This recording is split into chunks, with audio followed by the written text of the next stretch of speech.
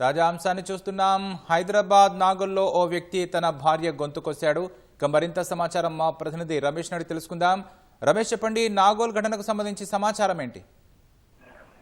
నాగల్ police station పరిధిలో దారుణం చోటు చేసుకోవడం జరిగింది. కట్టుకున్న భార్యను అతి కిరాతకంగా గొంతు చూసినట్లు కూడా పోలీసులకు ఫిర్యాదు రావడంతో కూడా వెంటనే పోలీసులు ఘటన స్థలానికి చేరుకొని భార్యను అక్కడి నుంచి ఆమె రక్తమడుగులో ఉండడంతో కూడా వెంటనే మా ప్రజలు ఉన్న ప్రైవేట్ ఆసుపత్రికి అయితే తరలించి జరిగింది. ప్రస్తుతం ఆమెను చికిత్స ప్రస్తుతం అయితే పోలీసులు అయితే చికిత్స అందిస్తున్నారు.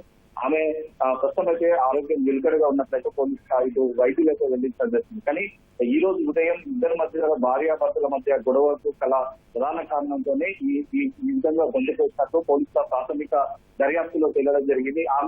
ఆమె ఈ రోజు ఉదయం తమ బంధువుల ఇంట్లో గృహప్రవేశం ఉంది. తర్వాత అక్కడికి తీసుకువెళ్లాలని చెప్పి కూడా ఆమె భర్తను రిక్వెస్ట్ చేసినప్పుడు తెలుస్తుంది. అయినప్పటికీ ఆయన మీద అనడంతో పాటు తర్వాత వేధింపులకు తరచుగా మద్యంకి బాధిత కావడం, తర్వాత తరచుగా తను వేధిస్తున్నట్టు అయితే ఆ పోలీసుల ఫిర్యాదులో ఆమె పేర్కొన్నట్లయితే ప్రస్తుతం అయితే మనకు ప్రాథమికంగా తెలుస్తుంది. కానీ ప్రస్తుతం కేసు నమోదు చేసిన పోలీసులు దర్యాప్తు అయితే చేస్తున్నారు.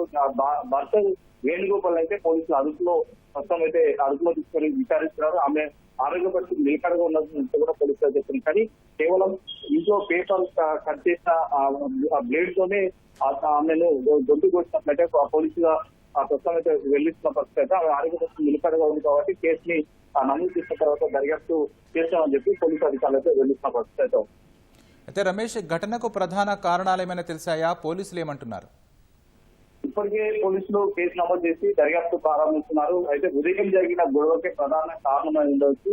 తమ బంధువుల ఇల్లు గోప్రవేశం కారణంగా తనను తీసుకువెళ్లాలని చెప్పినప్పటికీ తను మీద వెళ్ళడం, తర్వాత కొన్ని రోజుల నుంచి కూడా ఇద్దరి మధ్యలో గొడవలు జరుగుతున్నట్టు తెలిసింది. సంబంధించిన బంగారాన్ని కూడా అమ్మి తర్వాత మద్యానికి బానిస కావడం, మద్యం తాగుతూ ఉన్నట్టు కూడా తరచుగా గొడవలు జరుగుతున్నట్టు కూడా ఫిర్యాదులో ఆమె పేర్కొన్నట్టు తెలిసింది. కానీ దీనికి గల కారణం ఇంకా ఏదైనా ఉండవచ్చు అని చెప్పి కూడా పోలీసులు అయితే ప్రాథమిక దర్యాప్తు భాగంగా మాత్రం ఈ విషయాలైతే వెళ్లించడం జరిగింది. కానీ దర్యాప్తుకు సంబంధించిన కొనసాగుతుంది.